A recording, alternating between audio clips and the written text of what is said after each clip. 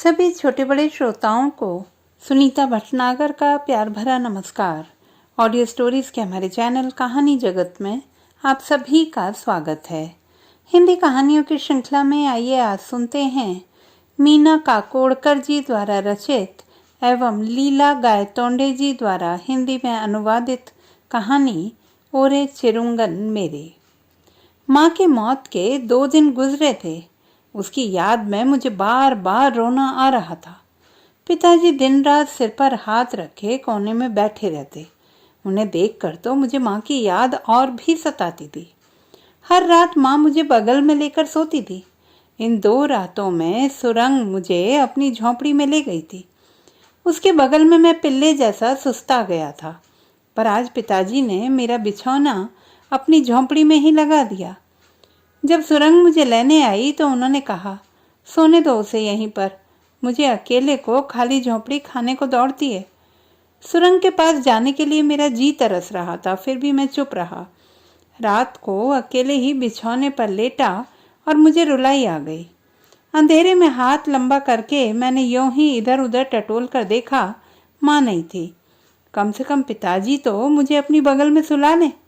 इस आशा से पिताजी को पुकारने के लिए मैंने मुंह खोला, पर मुझे उनके रोने की सी आवाज़ आई। उन्हें भी माँ की याद आती होगी, यह सोचकर मैं हिचक हिचक कर रोने लगा।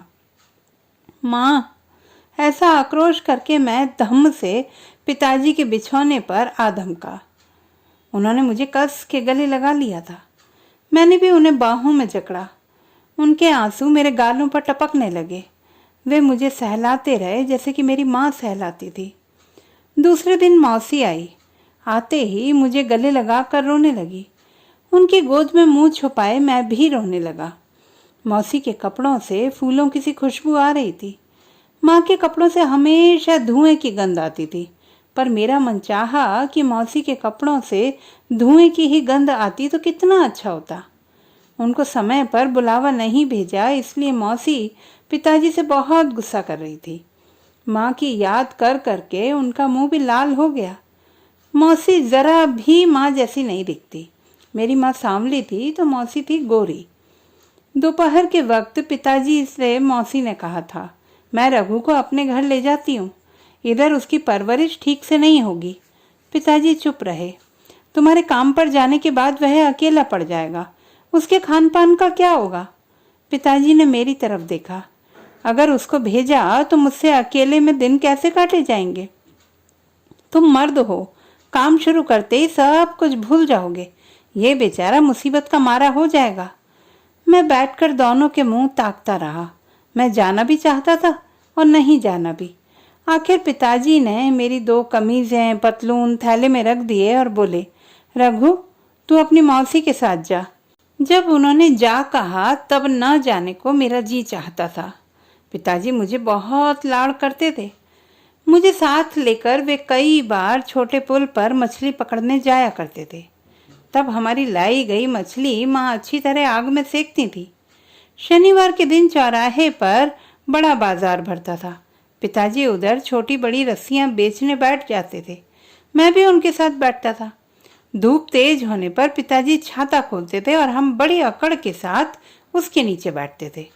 उधर पिताजी मुझे चने मूंगफली वगैरह दिया करते थे। आज भी शनिवार था, मगर पिताजी नहीं गए। माँ के जाने के बाद से पिताजी बदल ही चुके हैं। मेरा तो बिल्कुल दम घुटता है।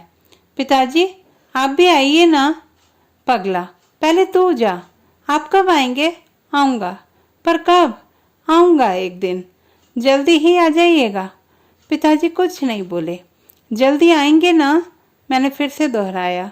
उन्होंने सिर हिला दिया। मौसी की उंगली पकड़कर मैं झोंपड़ी से बाहर आया। पिताजी दरवाजे तक आए थे। जवाब की शराब की दुकान के पास पहुंचने तक मैंने बार बार मुड़ मुड़ कर देखा। पिताजी वहीं खड़े थे। उत्तम की दुकान के बाद अब झोंपड़ी दिखाई नहीं दे रही थी। पिताजी भी ओझल हो गए। मौसी की उंगली छोड़कर पिताजी तक दौड़ने को मन चाहा था। मैंने मौसी की उंगली छोड़ी भी, पर मौसी ने ही मेरा हाथ मजबूती से पकड़ लिया। रघु, तुम सयाने लड़के हो, है ना? मैंने गर्दन हिलाई और चुपचाप उनके साथ चलता रहा। हम बस में बैठकर जाएंगे। बस में बैठकर? हाँ, पिताजी, माँ और मैं एक बार मेले में गए थे, तब बस से ही गए थे। आज फिर से बस की मुलायम सीटों पर बैठने को मिलेगा, ये सोचकर मैं खुश हो गया और मौसी की उंगली कसकर पकड़ ली। मौसी का घर हमारी झोंपड़ी से बड़ा था, सफ़ेद चूने से पुता हुआ। उस रात बेहद बारिश हुई थी, पर जरा भी चूहा नहीं। हमारी झोंपड़ी में तो जगह जगह पानी चूता था। सब जगह बर्तन रखते रखते माँ ऊब जाती थी। अगर ज्यादा ही चूने लगे तो पिताजी सीढ़ी पर चढ़कर छत की मरम्मत करने लगते और माँ या मैं चिमनी का प्रकाश दिखाकर इधर चूता है उधर चूता है ऐसा बताते। आज अगर छत चूने लगे तो पिताजी को दिया कौन दिखाएगा? मौसी के बगल में सोते हुए ये विचार मेरे दिमाग में आ रहे थे। मौसी, मैंने पुकारा। चुपचाप सो जाओ। मौसी ने मेरी पकड़ और भी मजबूत कर ली और मुझे थपथपाने लगी। उसकी साड़ी की गंध मेरी नाक में घुसी। माँ की बगल में सोते हुए धुएं की अच्छी सी गंध आती थी। सुरंग की साड़ी से भी वही खुशबू आती है जैसी कि माँ की उस साड़ी से आती थी। उस गंध का चिंतन करते हुए मैं मौसी की बगल में जा घुसा। मौसी ने मुझे वहाँ की पाठशाला में पढ़ने भेजा। मेरा पहले वाला स्कूल इससे बेहतर था। स्कूल के सामने ही बरगद का पेड़ था। उसकी जटाओं को पकड़कर हम इधर से उधर झूलते थे। वैसे तो इस स्कूल के रास्ते पर भी एक इमली का पेड़ था। ढेर सारी इमलियां मिलती थी उसमें। जेब भरकर इमली लाते समय मुझे श्री और बंदित की याद आती थी। हमारी झोंपड़ी के पास एक नाला था। हम कई बार नाले पर जाते थे। डुबुक डुबुक करके डुबकियां लगाकर नहाते थे। मौसी के घर के पास नाला नहीं था, कुआं था। मौसी सुर सुर कर रस्सी खींच के गागर से कुएं का पानी निकाल कर मेरे सिर पर उंडेल देती। पूरे बदन में साबुन लगाती। घर पर मैं अकेला ही नहा लेता था। मैंने माँ को कभी मुझे नहलाने नहीं दिया। मैं क्या अब नन्हा सा बच्चा था? पर मौसी सुने तब ना, मुझे गुस्सा आता था। 8 बरस का घोड़ा पर कौवे जैसा नहाता है, गंदा कहीं का, ऐसा कहकर मौसी मुझे साबुन से रगड़ती थी। आंखों में झाग जाकर मेरी आंखें भी जलने लगती थी। मुझे लगता था कि मैं मौसी को भींच लूं, पर मैं कुछ नहीं करता था। बेचारी माँ को मैंने कई बार भींचा था। पिताजी के साथ कभी कभी मैं नदी पर भी जाता था। तब हम दोनों कंकड़ लेकर एक दूसरे की पीठ मलते थे। उस याद से पिताजी के पास जाने को मेरा मन ललचाया। जब मौसी मेरे गीले बाल पहुंचने लगती तब मैं आंखें बंद करके वही सोचता रहता। मौसी की कोई संतान नहीं थी। मौसी, मौसा और उसकी माँ, इतने ही लोग वहाँ रहते थे। पड़ोस में भी मेरी उम्र का कोई लड़का नहीं था। जो बड़े थे वे मुझे अपने खेल में शरीक नहीं होने देते थे। मैं बहुत ऊब जाता था। तब मौसी अपना काम छोड़कर मेरे साथ खेलती थी। मौसी अंटों से खेलना नहीं जानती थी, लेकिन 5 कंकड़ वाला खेल वह बहुत ही अच्छा खेलती थी। पिट पिट करके कंकड़ पकड़ती थी। मौसी के पास बहुत बहुत गजगे थे। मौसी के साथ खेलने में बहुत मज़ा आता था। मैं ठगा भी लूँ तो मौसी की समझ में कुछ नहीं आता था। जब पूरे अंटे मेरे हो जाते तब वह मुझे गोद में बिठाकर बड़ा होशियार है मेरा राजा बेटा, ऐसा कहकर हंसती थी। जब मैं स्कूल जाने निकलता तब मौसी आंगन में खड़ी रहकर मुझे देखती थी। ठीक से जाओ। हाँ मौसी। इमली के आकर्षण से मेरे कदम जल्दी जल्दी पड़ते थे। मौसी के घर के सामने वाली सड़क सीधी जाती है। बाद में मोड़ पर एक आम का पेड़ है।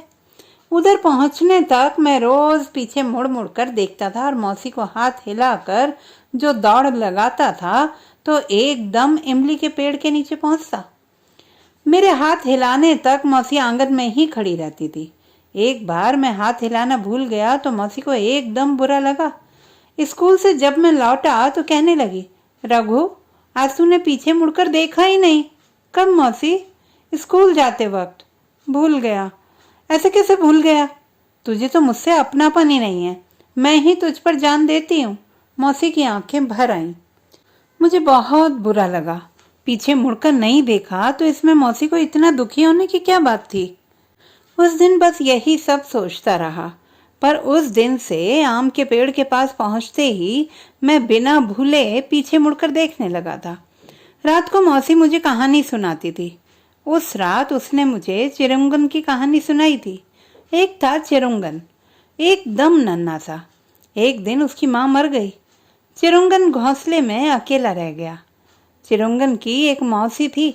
उसने बड़ी ममता से उसे अपने पंखों तले सहारा दिया, उसे प्यार दिया, पाला पोसा। मैंने मौसी से पूछा, मौसी, उस चिरुंगन की मौसी के अपने बच्चे नहीं थे क्या? नहीं बाबा, वह मुई थी बड़ी बदनसीब। तब चिरुंगन की मौसी उसका पालन पोषण करने लगी। मौसी उसे बहुत प्यार करती थी। वह उसे अपना ही बच्चा समझती थी। मौसी ने उसे उड़ना सिखाया। बच्चे ने पंख फैलाए, वह अकड़ से उड़ने लगा। मौसी खुशी से फूली ना समाई। एक दिन चिरुंगन घोंसले से बाहर निकला, उड़कर दूर दूर चला गया। मौसी चिरुंगन को भूल ना सकी।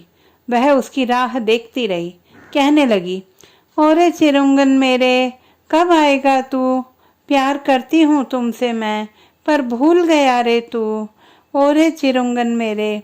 और इस चिरुंगन की याद में मौसी घोंसले में रोती रहती थी। कहानी सुनाते सुनाते मौसी खुद ही रोने लगी। उसका रोना देखकर मैं भी रोने लगा। मौसी ने मुझे गोद में लिटाया और थपथपाते हुए धीमे स्वर में वह गाने लगी, ओरे चिरुंगन मेरे। हमारी छमाई परीक्षा हो चुकी थी, मगर पिताजी एक बार भी मौसी के घर नहीं आए। मुझे उनकी माँ की बहुत याद आती थी। रविवार के दिन कभी कभी मैं मौसा जी के साथ बस स्टैंड पर जाया करता था। तब शायद किसी बस से पिताजी उतरेंगे, इस आशा से मैं देखता रहता, पर पिताजी नहीं आए।